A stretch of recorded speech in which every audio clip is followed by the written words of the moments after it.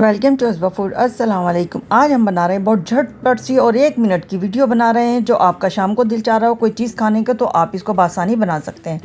बहुत ही आसान है निहायत और बहुत ही हेल्दी है। तो आप देखते रहें इस पूरी रेसिपी को, इंशाल्लाह ताला आपको पसंद आएगी और चाय के साथ आप इंजॉय करेंगे।